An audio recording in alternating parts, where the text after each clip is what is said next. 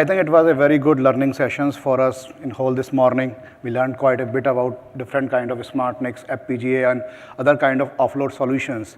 So let's discuss about how these are going to fit into DPDK and how they are beneficial for DPDK as a community and its users.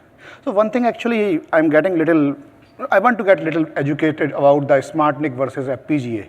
Because right now I'm getting an understanding that SmartNIC is a use case of FPGA, and people are just trying to offload as much as CPU processing to the NIC and trying to make it a SmartNIC. Some people like KVM offered that they are making it programmable, like we can even put DPDK onto the NIC and make it programmable. There are other variants. So how you guys see like difference between a SmartNIC or a pure FPGA solution?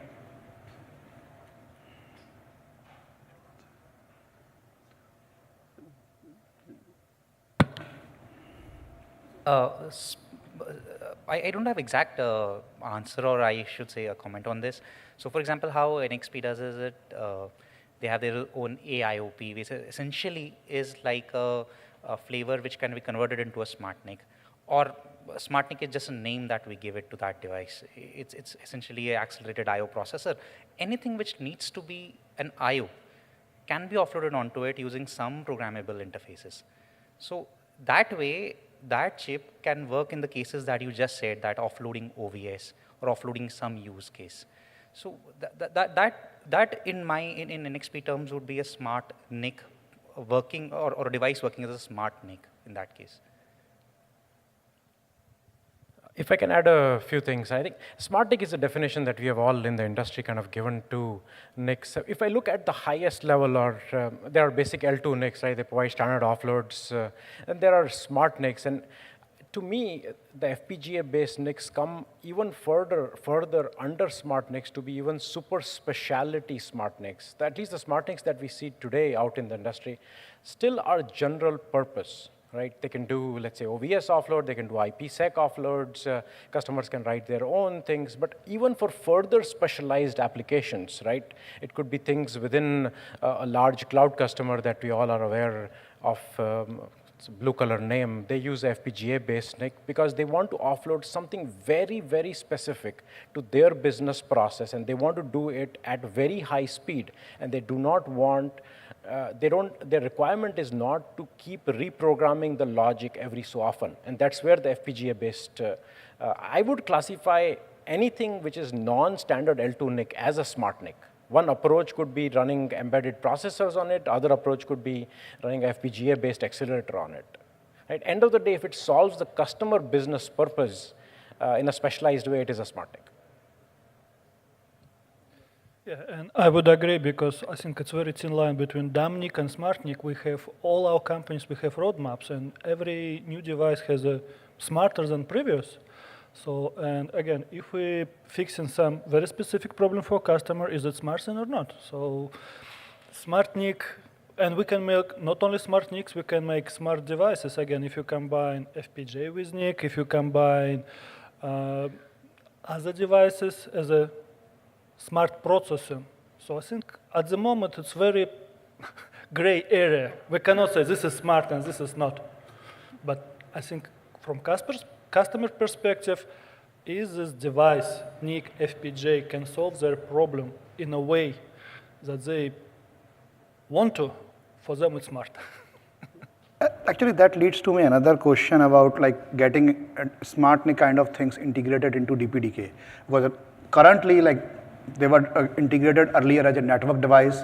Now recently, inline offloads of different level, like classification, flow directors, classification, and even now the security stuff is getting added. But each vendor is supporting slightly different. It's getting difficult to get common APIs first, and then it's going to be going to be a problem for the end customer, because when they are going to design their application, they have to first find capabilities, and they have to tailor around like what the underlying device is going to support. Because everybody is trying to do slightly different, their own version to make differentiation. So how you feel about it? Should we try to do some kind of standardization, like that will be good for even for DPDK as well as for the users? So we have lesser number of conflicts within the APIs.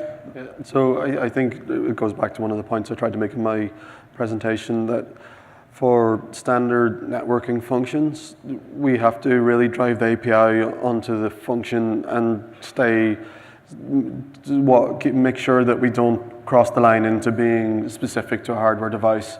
And we can do that by, so each, like as we've seen with the work with IPsec, each vendor has a slightly different flavor of their implementation.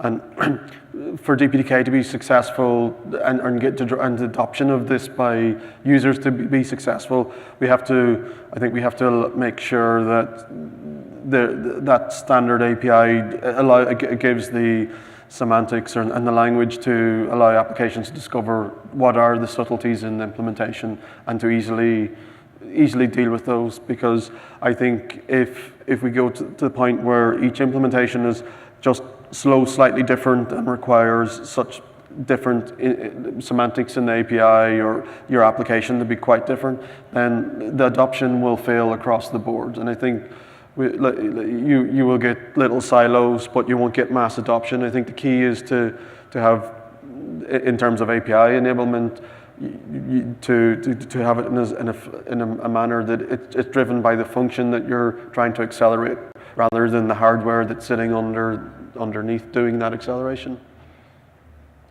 Okay, so my point of view is that a SmartNIC is all about adaptability. So we know what people require now, but this is always changing. So a SmartNIC has the capability for doing things that probably no one has thought yet. So regarding this DPDK API, I think what NXP, this NXP RT raw API is a good thing because it allows to integrate new hardware flows that no one knows about it yet. Maybe like a sort of experimental step. But obviously, if that is going to be successful, at one point, other vendors are going to implement something similar. So at that point, probably a more generic DPDK API covering that specific offload, it makes sense, because probably it will require to change other parts of the DPDK infrastructure, not just a specific API for a device. So just on that point, I think there's a very tight dovetail with what Boris had presented. In terms of FPGAs and what they're capable of providing, I would imagine with the large ISVs and customers are going to be looking at stuff that's very custom to their particular business logic, and they'll have the capability of deploying something on an FPGA that is completely non-standard. It could be a function, it could be a custom protocol within their data center, something that they may not even want to make public at all. They don't want it to be. So I think one of the key things that both the raw device, if we do it, and the kind of more generic action type, is to allow people to develop maybe their own custom out-of-tree driver for that very special function, and which they can maintain and have coexist. And I think the work that's happened in DPDK over the last year in terms of RT bus and all of that refactoring should allow people to, we should get to the point where you can have your own driver definition and maybe even your own device interface definition defined as SOs, and you can link into your application.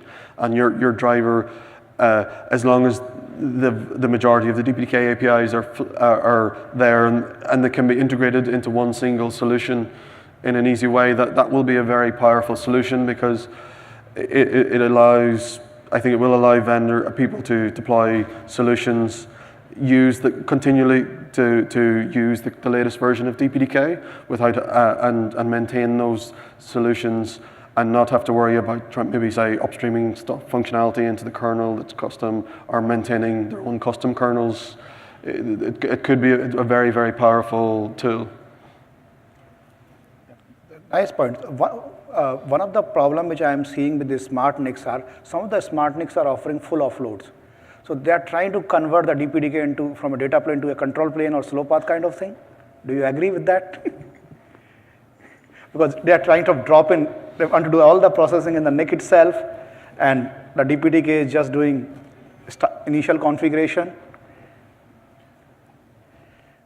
Well, at the end of the day, it's an approach to solve a customer problem. In addition to that, we need to also mix in as to what, for each vendor, what kind of resources, in terms of hardware resources, they have available to deliver a solution to a customer. If you were representing a company that was into FPGAs, you want to build that kind of solution, right?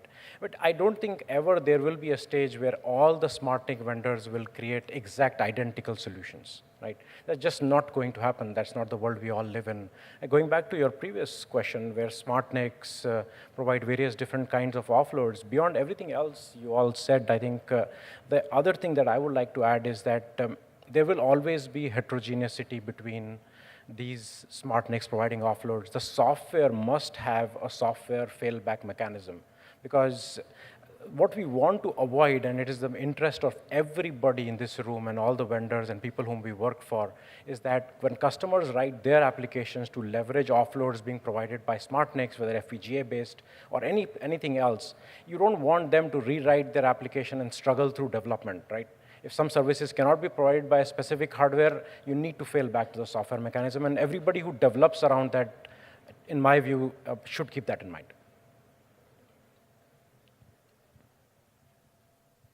So about this full offload and leaving DPDK just as a configuration. So I think the important part is giving flexibility, and the client is going to choose. So I think everything that we add to DPDK and all of these offloads needs to be just a possibility. And in an ideal world, it will be possible for the client to select what to choose for every specific solution. And I can see, as I had in my presentation, a solution where you have different tenants and you want to give them different QoS. So full offload can make sense for some of them because they are paying more, and for others you can try to give them another kind of quality of service, and where DPDK comes in. So I think it's all about give all the possibilities and leave them to choose. I think I'm all asking all the questions. Let me think if any audience has any questions for this panel. Amma?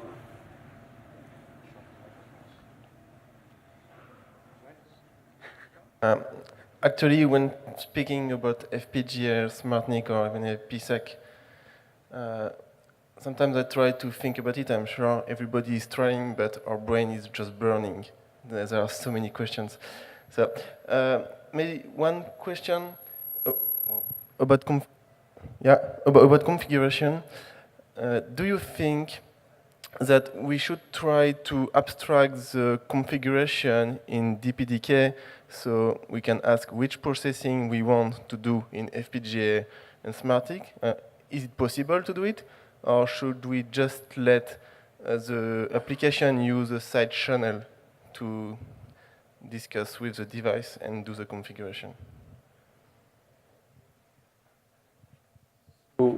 I think ultimately where the offload, or if an acceleration is used or not, it should be the application's choice. And I think in terms of, I think for the vast majority of accelerations that have kind of even come up in discussions today, DPDK already has the majority of the semantics in its API for supporting those. Whether you say that you keep your control plane separate and go to TC-flower in the kernel, or TFlow has nearly all the semantics required to program the same thing. So I think then it becomes up to the particular vendor. Do you want to support the configuration of the control plane through your pull mode driver or your drivers for the device? The key is having the ability for the application, if it's sitting on top of DPDK, to discover that those capabilities are there for configuration and management if it wants to use it.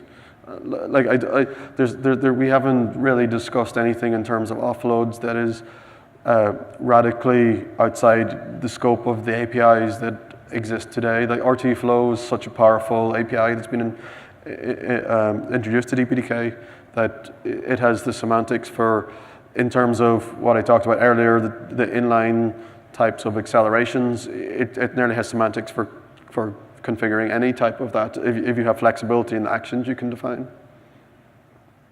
I think that gradually, as customers push vendors to provide certain offloads, some of them are going to become very common. And as more and more vendors implement certain accelerations, I think surely DPDK should provide the API to support these.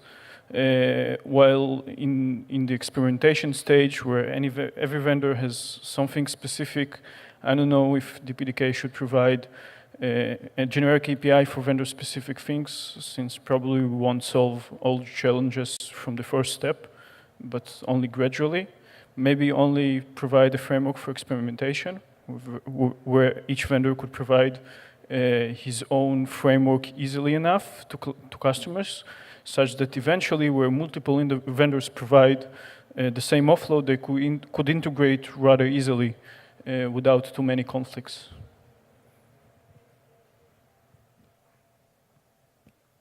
Hi. We talked quite a bit about freeing up CPU cores for applications, right, with SmartNIC, whichever be the model. It could be ARM cores or FPGA or anything else. But if you really look deep down, at the end of the day, it's all about what matters to the customer is TCO, total cost of ownership, right? So with SmartNIC, aren't you lifting and shifting the problem somewhere else? Like basically you're freed up, said, hey, you're freeing up cores, perform power, etc. But then introducing a problem somewhere else, you're putting an FPGA, consuming more power, and then more, cost. And likewise, you're throwing ARM cores. Is it more throwing capacity? I mean, and shifting the problem somewhere else, right? So what are the panelists' thoughts on this?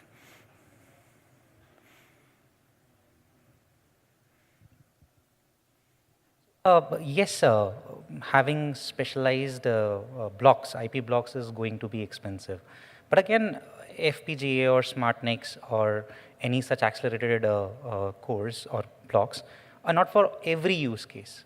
These things, whatever we're talking about here, is they suffice only some specific use cases, and they cannot be a blanket answer which states that for all use cases, let's have a block. For all these use cases, let's not have a block. Again, total cost of ownership will always be guided by what use case the customer is targeting. If the use cases are about offloading some NFV applications, it is quite possible in some cases the cost is too much, but in other cases, it might just justify the cost as well. So again, it's purely use case to use case basis. This is my personal opinion right now. And beyond just cost of a SmartNIC and the total TCO from what the SmartNIC saves, the other big challenge that I see with SmartNICs, whether they're based on ARM cores or FPGAs, is the power consumption that is coming out of these guys. And it's becoming harder and harder as the speeds progress all the way up to 100 gig to cram all this processing IPsec into whatever power envelope PCIe supports today. And I think at some point of time, at least the way I look at it, right, SmartNICs embrace the offloads that, in my opinion, eventually the successful and more commonly used offloads are eventually translate from SmartNICs into standard L2 NICs, right? Things that become popular will eventually come back to be included in L2 NICs, right? But beyond cost, I think power is a huge challenge.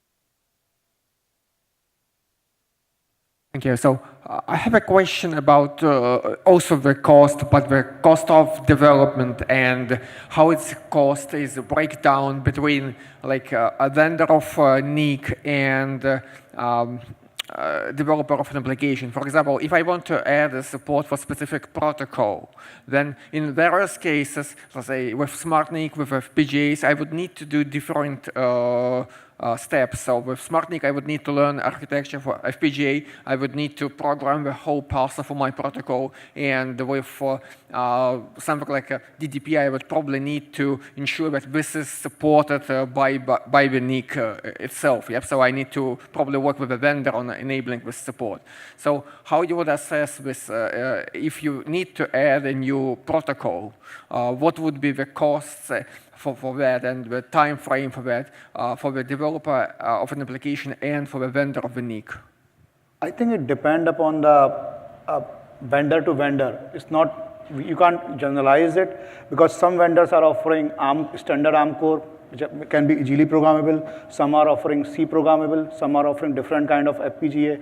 So the complexity is different. And that's how these vendors are differentiating to each other with terms of capability and the kind of performance they are offering on the basis of SmartNIC. And definitely, the ease of programming is directly proportional to the cost of development, right? Higher cost of development is a good thing. It brings employment to all engineers here in the room. So don't complain. I think as well also on that, it's not clear yet how the delivery of say, the FPGA-based SmartNICs are going to go into the market. Are like the cost of development for someone buying an FPGA empty and having to develop their solution from scratch, I think is probably not feasible for most companies except the very largest. But I would imagine more common will be vendors working with allowing some customization or having small blocks in FPGA that you can maybe deploy your own custom logic. But even still, having worked in teams previously, that having FPGA development is a non-trivial activity. So I think it's an interesting question, and I don't think it's clear yet how the market will develop that way. I'd like to add to that, at least in the case of FPGA and maybe even SmartNIC, it really depends on the integration between the existing NIC hardware, the L2 NIC, and the SmartNIC, the ARM cores and the FPGA itself. The NIC could provide various offloads, such as parsing and metadata about the packet itself, which could assist greatly in the development of the specific acceleration function that's being developed on the ARM cores or FPGA. I think this question related to what we started, what's the difference between FPGA and SmartNIC as well. Because again, for example, for us, for DDP, it depends, of course, on complexity, but for example, quick was very quick. We added it one day. So one day we said, let's do it. Next day it was done, and we can give it to people to start with. FPGA probably will require a bit more. Yep. But again, it depends on what device you're talking about. Is FPGA, SmartNIC, is it combination of NIC plus FPGA? So yeah, it could be different.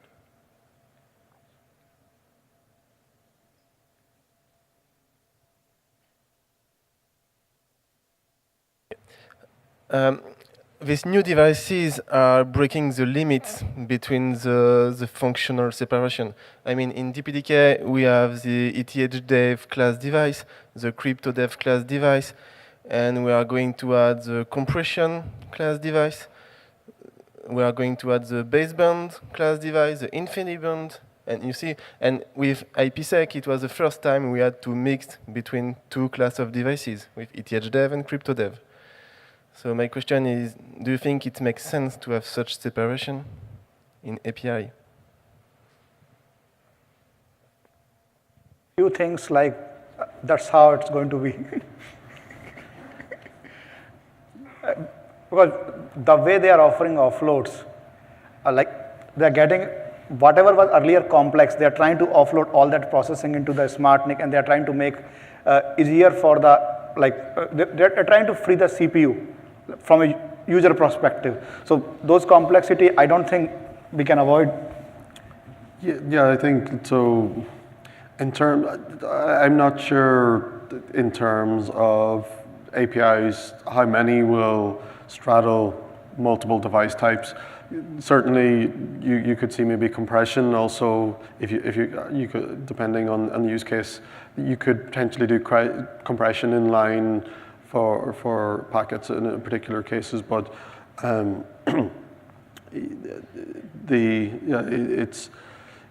it will be driven by the functionality people want at the end of the day. If users, if you have functions that can be accelerated both in a look-aside fashion and also can be incorporated directly into the pipeline of that I/O device, then it's probably something we might need to address. And maybe like we did that in RT security by using handles instead of port IDs to encrypted device IDs, and maybe for these APIs, that's the way we need to be looking at new APIs to allow that flexibility, that it's not so very difficult to support two device types. I think that historically it formed such that we had specific devices, initially only NetPMD, and now as the library grows and we provide additional features, the number of devices is going to grow to a really large number, and eventually you would have problems with that because some devices are going to provide multiple functionalities. You can think of a NIC with an FPGA that provides cryptographic functionality. It could be rather trivial, but how do you support this in DPDK? It becomes a problem. Maybe we should think about a refactoring of this area where you have a PMD that's something that's probed on the bus, and then all other functionality is just a registration with the library.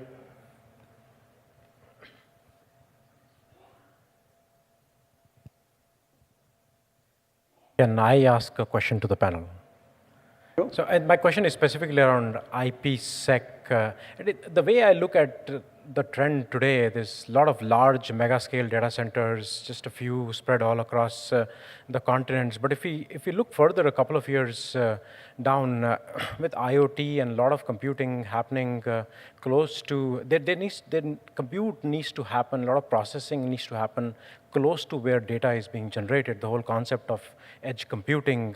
And I think IPsec is going to play a strong role in edge computing data centers. A lot of large telco providers, all the household names that we know in terms of ISPs, I believe they would in the future invest not in few large data centers, but more distributed, and IPsec remains something that I believe will be required there. Now, the question to the audience as well as to the panel is, do you think, considering the large-scale need for IPsec in such edge computing environments, do you think IPsec will move beyond the domains of a SmartNIC and become something that is more readily available in standard NICs? That battle, so I think I can answer that. At least in Mellanox, we're going to provide a silicon chip that provides full IPsec offload in the near future. It's already being defined. It's called Connectix 6LX. So our answer, at least, is yes, definitely. But it really depends on the customers and what they want. So what you seem to think that there is demand, because it's not the first time somebody has tried to do IPsec on standard L2 NICs. I think there have been attempts in the past, but somehow I never saw the industry and the customers embrace it. What's different this time? I think the world has changed significantly in the last few years in regards to encryption, and the need for encryption has grown significantly. Also inside the data center, not only between data centers, which was the use case historically. Mostly since, Edward Snowden and NSA, and people are more conscious to the need for encryption. Anybody has contrasting views to his view? I think in terms of, like, there's the obvious need there, but I think what's going to drive the adoption of hardware acceleration of IPsec is just it's been deployed in places that it was never seen a need for before, and now it's starting to eat into the budget for processing, for doing the actual, providing the service which people want to do on that platform. IPsec is, especially as the data rates continue to climb, you get into 40, 50, 100 gigs of traffic. It's just, I don't think there's any platform that can deal with that on a host basis, unless it's okay if your platform is doing a security gateway, that's what it is, then that's fine. But if your platform is doing other actual service. You don't want to lose 30 or 50% of your compute budget to just providing security to the data. And I believe it's not only IPsec. Okay, of course, IPsec is a high priority and demand on market, but I see that, again, we've been talking about QUIC and mentioned QUIC many times today. I think eventually some other protocols which with their own encryption will appear on the market. So, and I believe that eventually all this security encryption will be part of SmartNIC as well. And one more thing actually with respect to IPsec, what I believe SmartNICs are helping to solve problems like fat tunnel or elephant tunnel cases.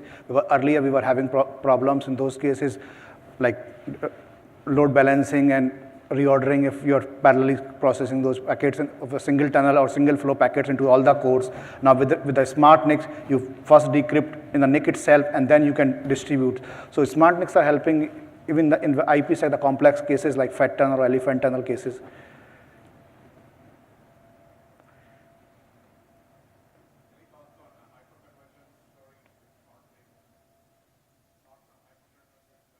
Hyperconvergence. I'm not aware. Storage area. If I understood your question right, you're asking thoughts what on can SmartNIC do for HCI hyperconverged infrastructure use cases? That's right. Right.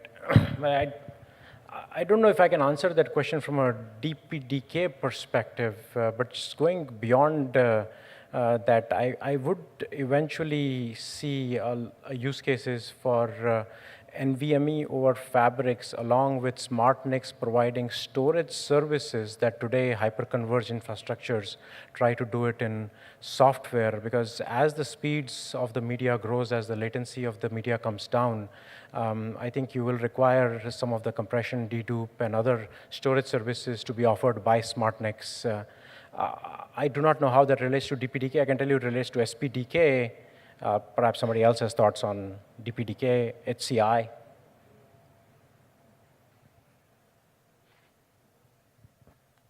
So I think that DPDK plus SDPK, SPDK together makes sense because we have distributed storage like Ceph. So I can see from a SmartNIC point of view, I can see some potential offloads there for the packet coming to the storage daemon or server, and then to avoiding this request going through the TCP till the server or the daemon. So I said yesterday in the SDPK presentation that I could, or at least for me, it makes sense to have both together and to have not just storage Pulmo drivers, but also net Pulmo drivers together in the same infrastructure.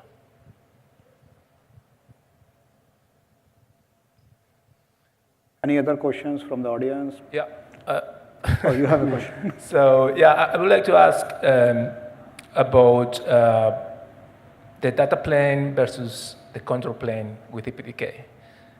So DPDK is initially it was about the data plane, and now we said yesterday we saw yesterday some solutions for keeping the control plane in the kernel and to leave just the data plane to DPDK. But we also have other solutions where the control plane is also with DPDK. So Netron's view about this is we should keep the control plane to the kernel. And this goes against what I said before about giving the client the flexibility to choose. And the reason is, I think it will be good to have a good relationship between DPDK and the kernel networking guys. And if we do more and more control with DPDK, they are going to say no to whatever DPDK could need inside the kernel. At least from the networking guys. I know that other people in the kernel are not so against DPDK. But for example, I could see if that relationship improves, things like KNI being a possibility to be upstream, because I think if DPDK is going to be the data path for the Linux normal applications, it's good to have better performance than with other solutions without KNI.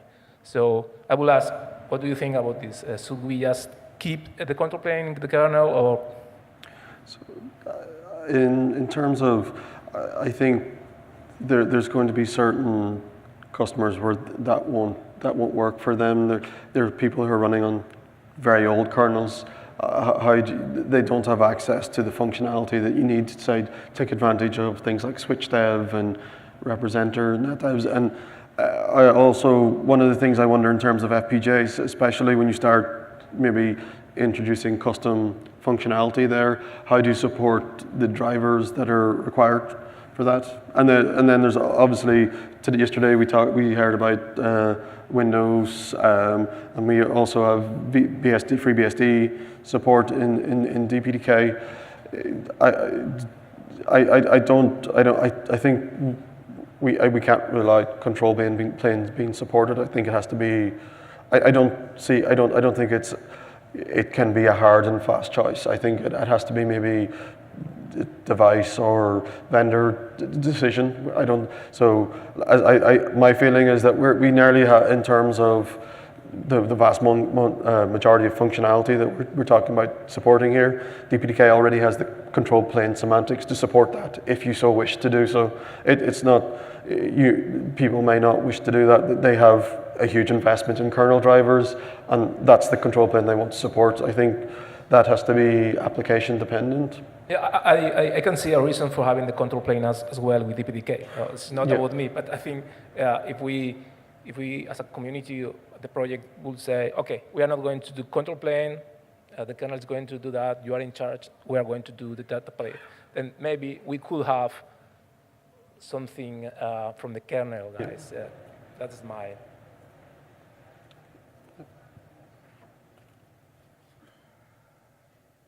Yeah, this is an important topic to know where to put the code, basically. It is a question between developers and users. If you are a developer, you think you want only your code in only one place.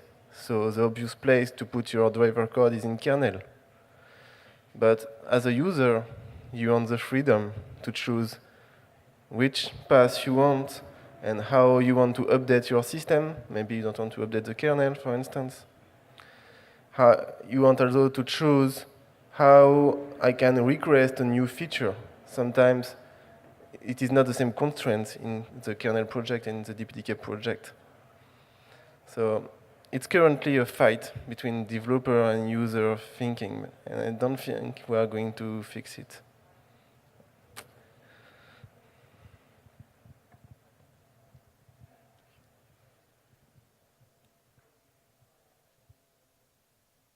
Any other thing you want to discuss, or you want to leave for early lunch? Yeah, I'll try to keep it short here. So as I'm listening to all this, I guess I take it from a different point of view. I remember when we couldn't get a gig of traffic, we had to put all these offloads. We had Intel IOAT, we had all these other things just to show a gigabit of traffic. I mean, how many people remember that? You know, trying to get a gig. And then we had 10 gigs come out, and it took us several years to just get 10 gigs. And that's not small packet. You know, that wasn't small packet performance, just to get, you know, bulk transfers to even get close.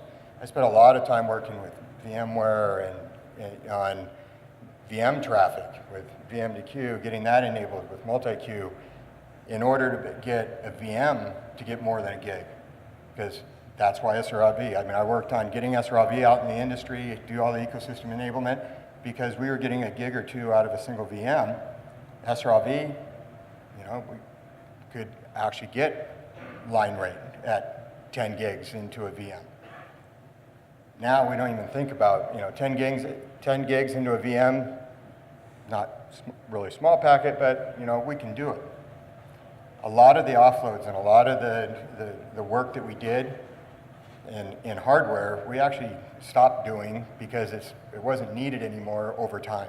And I've seen the software get ahead. I mean, we're pushing tens of millions of packets of performance into a VM using SRAV with DPDK.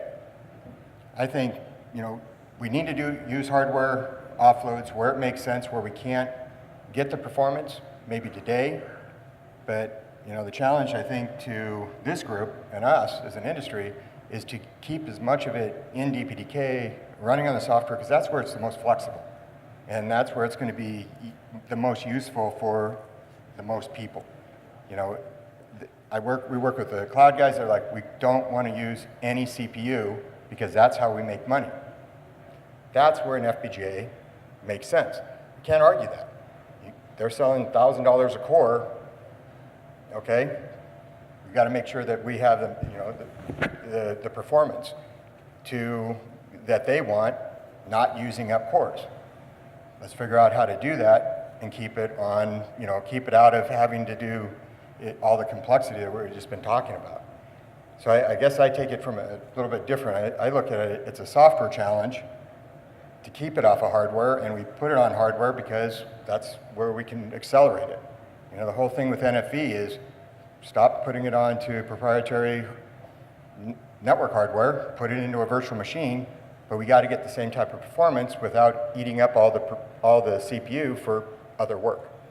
So I guess it's my point of view, a little bit different probably from the others, but.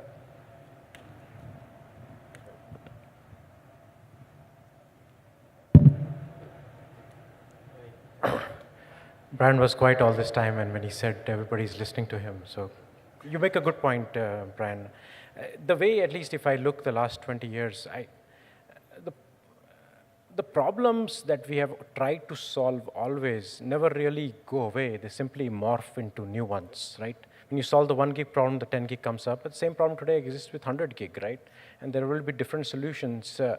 If we were all, this is a philosophical answer, some of you guys don't care. If we were all engineers and our companies were doing charity, things would be much easier, right?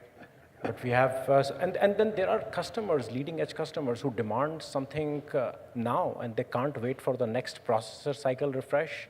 They have different business models to address. That's the reality we live in. It's a heterogeneous environment. Customer requirements are different. The solutions that vendors provide are different. From a DPDK perspective, at least my ask from all of you guys is, understand that it is a heterogeneous world. Your software will need to accommodate 10 different types of accelerators. Plan for it. Help everybody out. Just one comment as we go to lunch. Take a look at all the cars. There isn't one solution that each one of those cars has that will meet the need. There are all kinds of different cars out there for specific types of racing, specific type, luxury, whatever you want to call it. But most of us don't drive them. This DPDK, we need to make sure that, for the main solutions for the majority of the people work, and then we'll fine tune it. We'll, create the race cars for the customers that need the race cars. But, we can't always say everybody needs to go 200 miles an hour. You can't do that here. I think that's a very good thoughts for concluding this discussion. Unless somebody has questions, you can break for lunch. I think it's a good time to break for lunch, and actually we come back at 1:20. This afternoon is all about virtualization, VNFs, and vSwitching. Please give the panel a round of applause.